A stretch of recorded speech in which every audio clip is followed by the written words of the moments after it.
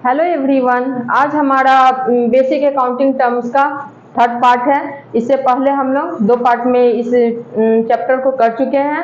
आप लोग इससे पहले वाले चैप्टर में इससे पहले के बेसिक अकाउंटिंग टर्म्स को देख सकते हैं। ठीक है, आज हम लोग करने जा रहे हैं स्टॉक। स्टॉक किसे कहते हैं? कोई भी गुड्स हम परचेज करते हैं रीसेल करने के पर्पज से, उसे गुड्स कहते हैं। जब वही गुड्स अकाउंटिंग पीरियड के एंड में अनसोल्ड और अनयूज रह जाता है, उसे स्टॉक कहते हैं। स्टॉक में भी ऑफ टू टाइप्स, फर्स्ट हो गया opening stock and second closing stock. तो पहले हम लोग क्लोजिंग स्टॉक देखते हैं। क्लोजिंग स्टॉक क्या होता है? जो गुड्स हम लोग खरीदते हैं किस चीज के लिए? बेचने के लिए। ईयर के एंड में, अकाउंटिंग पीरियड के एंड में जो गुड्स बचा रह गया उसे कहते हैं क्लोजिंग स्टॉक। फिर उस गुड्स को क्या करेंगे? नेक्स्ट ईयर हम बेचेंगे। नेक्स्ट ईयर जब हमारा अकाउंटिंग पीरियड स्टार्ट होगा तो उस गुड्स को बेचेंगे। तो वो हो जाएगा जब हमारे अकाउंटिंग पीरियड का स्टार्ट रहेगा, बिगनिंग रहेगा, ईयर के बिगनिंग में जो क्लोजिंग स्टॉक रह गया है ईयर के एंड में, वही नेक्स्ट ईयर के बिगनिंग में ओपनिंग स्टॉक हो जाएगा। सपोज दैट 100 बेडशीट कोई कंपनी बेचने के लिए रखी है, उसने 80 बेडशीट ईयर के एंड तक बेच लिया, लेकिन 20 जो बेडशीट बचा हुआ है वो हो जाएगा नेक्स्ट ईयर में ओपनिंग स्टॉक हो जाएगा। ठीक है, समझ में आ गया ओपनिंग स्टॉक और क्लोजिंग स्टॉक। अब देखते हैं इन्वेंट्री। इन्वेंट्री क्या होता है? स्टॉक जो है वो रिटेलर में होता है और इन्वेंट्री मैन्युफैक्चरर के केस में होता है। स्टॉक किसके केस में होता है? रिटेलर के केस में। इन्वेंट्री किसके केस में होता है? मैन्युफैक्चरर के केस में। जो मैन्युफैक्चरर होता है, मान लो कि कोई क्लॉथ से का मैन्युफैक्चरर है, तो वो क्या करेगा? पहले वो क्लॉथ के लिए रॉ मटेरियल लाएगा। ठीक है, तो रॉ मटेरियल है तो उसका जो स्टॉक होगा उसको हम इन्वेंट्री ऑफ रॉ मटेरियल कहेंगे, जो रॉ मटेरियल मंगाता है। फिर सेकंड हो गया inventory of work in progress. जब वो काम रॉ मटेरियल से जब वो काम शुरू करता है तो उसमें कुछ बचा हुआ रहता है स्टॉक, आधा काम हुआ और उसमें बचा हुआ है, तो उसको कहेंगे inventory of work in progress. Third में देखेंगे इन्वेंट्री ऑफ फिनिश्ड गुड्स। जब हमारा ये दो प्रोसेस से होकर ये गुड्स फिनिश्ड गुड्स हो जाता है, ईयर के एंड तक हम बेचने का प्रोसेस शुरू भी नहीं कर पाते हैं, मतलब हम बेचना ही चाह रहे हैं कि ईयर के एंड में वो गुड्स फिनिश्ड हो रहा है, हम उसे बेचे नहीं, अभी तक एक भी नहीं बेचे हैं, तो उसको क्या कहेंगे? Inventory of finished goods. अब देखते हैं inventory of stock in trade किसको कहते हैं। तो जैसे हम अभी एग्जाम्पल दिए थे कि 100 बेडशीट मान लो कोई मैन्युफैक्चरर तैयार किया, ठीक है, उसमें तो ये 100 बेडशीट जो फिनिश्ड है उसको हम लोग डालेंगे थर्ड कैटेगरी में, इन्वेंट्री ऑफ फिनिश्ड गुड्स में। लेकिन फोर्थ कैटेगरी में कौन सा आएगा? Inventory of stock in trade. जब हम उसमें से 100 में से 80 बेडशीट्स बेच लिए, लेकिन 20 जो बचा हुआ है वो आएगा inventory of stock in trade. 20 bedsheets हम क्या करेंगे? नेक्स्ट ईयर के स्टार्टिंग में एक बेचेंगे। नेक्स्ट ईयर के स्टार्टिंग में क्या हो जाएगा? ये ओपनिंग हो जाएगा। बताए हैं जो ईयर के एंड में क्लोजिंग रहता है वो नेक्स्ट ईयर के स्टार्टिंग में ओपनिंग हो जाता है। इसके भी दो टाइप होते हैं इन्वेंट्री के भी। फर्स्ट होगा opening inventory, first opening inventory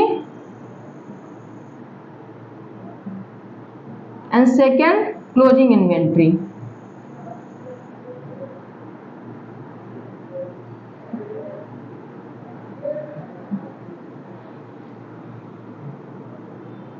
ये भी स्टॉक की तरह ही होगा। ये जो चार केस है इसमें जो स्टॉक बचा रहेगा उसको क्लोजिंग इन्वेंट्री कहेंगे, और यही क्लोजिंग इन्वेंट्री नेक्स्ट ईयर का बिगनिंग में ओपनिंग इन्वेंट्री हो जाएगा, बिगनिंग में ओपनिंग इन्वेंट्री हो जाएगा। तो आप लोगों को स्टॉक इन्वेंट्री समझ में आ गया। स्टॉक रिटेलर के केस में होता है और इन्वेंट्री मैन्युफैक्चरर के केस में होता है। स्टॉक इन्वेंट्री में इंक्लूड होता है, ये थोड़ा वाइडर हो जाता है स्टॉक की तुलना में। ठीक है, अब लोग स्टॉक इन्वेंट्री समझ गए। अब देखते हैं, अब ट्रेड रिसीवेबल देखेंगे।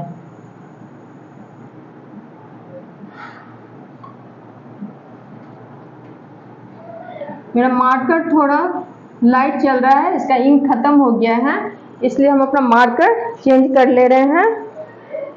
मार्कर चेंज कर लेते हैं, लाइट दिख रहा है।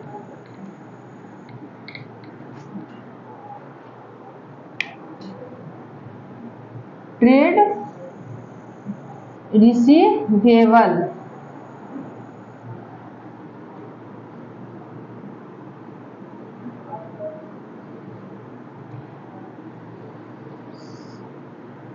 ट्रेड रिसीवेबल सेल्स के केस में होता है। ट्रेड रिसीवेबल का दो टाइप होता है, पहला हो गया debtors and second BR, bills receivable. इसको शॉर्ट में बीआर कहते हैं, वैसे आप लोग बिल्स रिसीवेबल लिखेंगे। Bills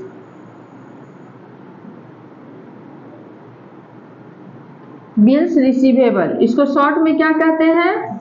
B R. तो ट्रेड रिसीवेबल सेल्स के केस में होता है। इसके दो टाइप होते हैं, एक हो गया debtors and second bills receivable. Debtor किसे कहते हैं? जब हम किसी को उधार माल बेचते हैं और जिससे अभी तक हमें पैसा नहीं मिला है, उसको हम डेटर्स कहते हैं। ठीक है। अब बिल्स रिसीवेबल किसे कहते हैं? बिल्स रिसीवेबल कहते हैं, मान लो कि हमने दो व्यक्ति है, एक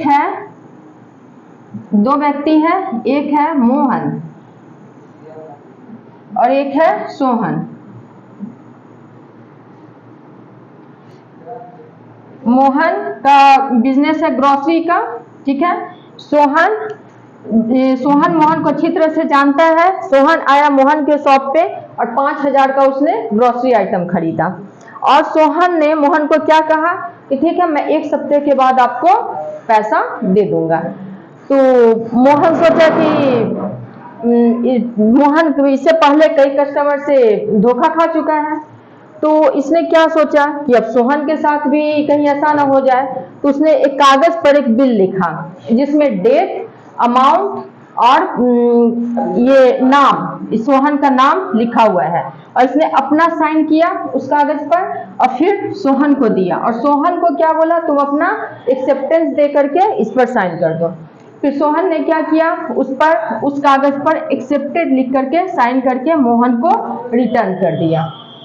ठीक है, तो यही हुआ बीआर, बिल्स रिसीवेबल।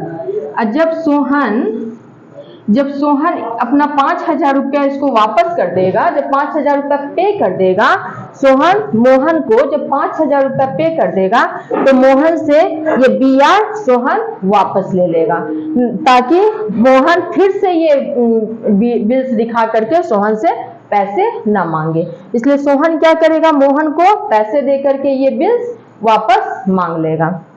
समझ में आ गया? बिल्स रिसीवेबल किसे कहते हैं? जो परचेजर, ये सेलर है, वो उसने किस पर लिखा, परचेजर पर। इसको क्या कहते हैं, ड्रॉवर। बिल लिखने वाले को क्या कहते हैं, ड्रॉवर। जिस पे लिखा गया उसको क्या कहते हैं, ड्रॉइंग। ठीक है, तो यही हुआ बिल्स रिसीवेबल। अब हम लोग देखते हैं trade payable.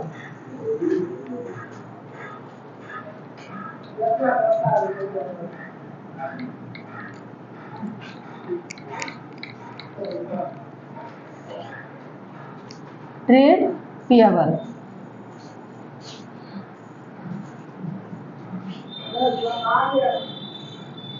Trade payable purchase के केस में होता है। इसके भी दो टाइप्स होते हैं। फर्स्ट हो गया क्रेडिटर्स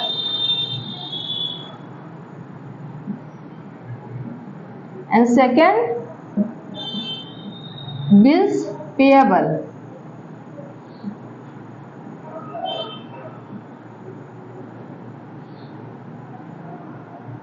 बिल्स पेएबल हुआ, तो ट्रेड पेएबल परचेज के केस में होता है।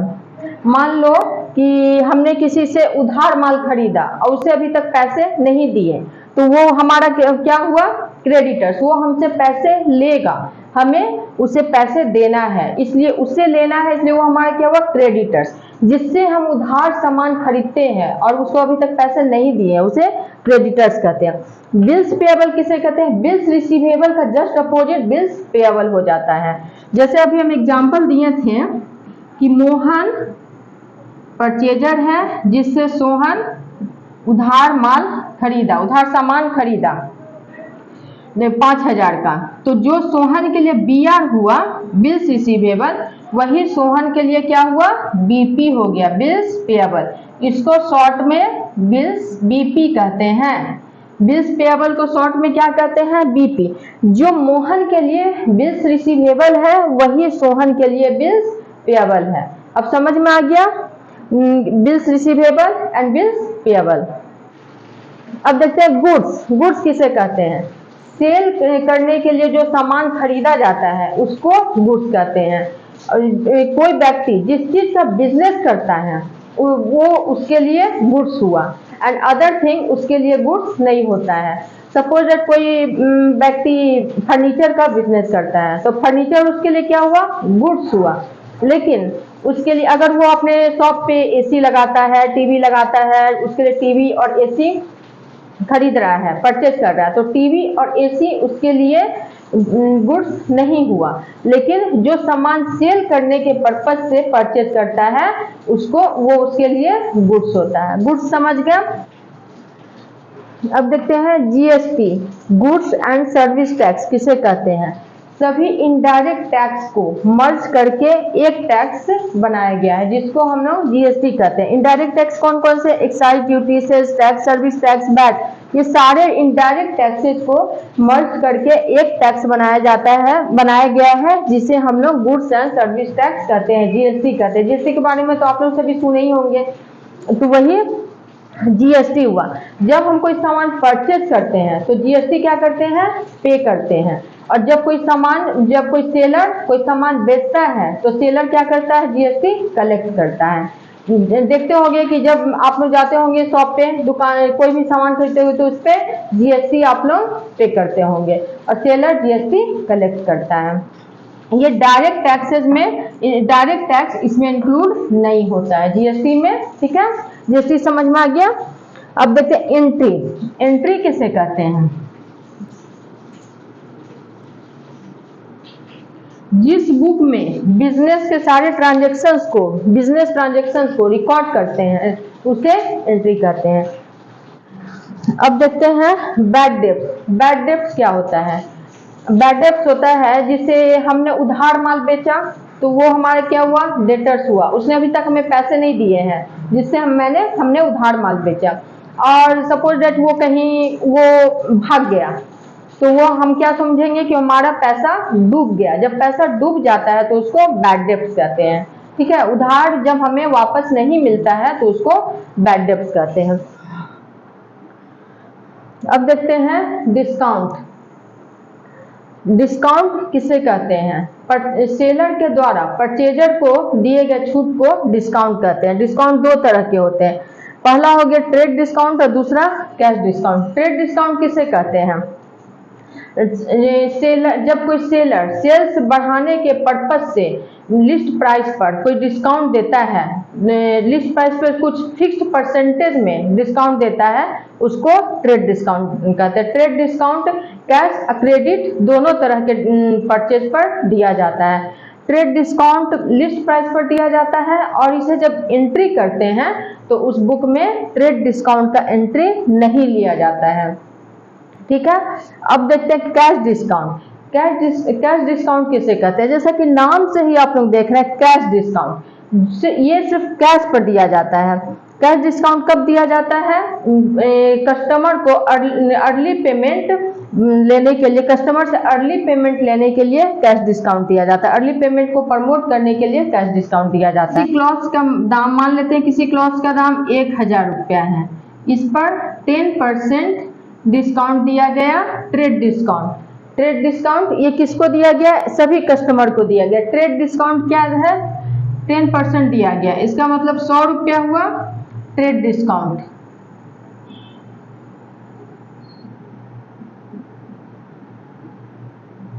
ट्रेड डिस्काउंट तो ये 900 में सभी कस्टमर को मिला।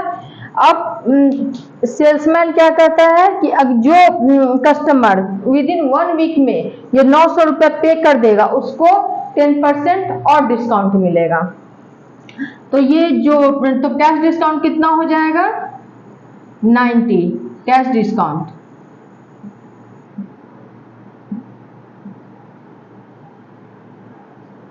तो जो कस्टमर अर्ली पेमेंट कर देगा वो 1000 का सामान उसको 810 में मिलेगा। अब समझ गए ट्रेड डिस्काउंट और कैश डिस्काउंट में अंतर।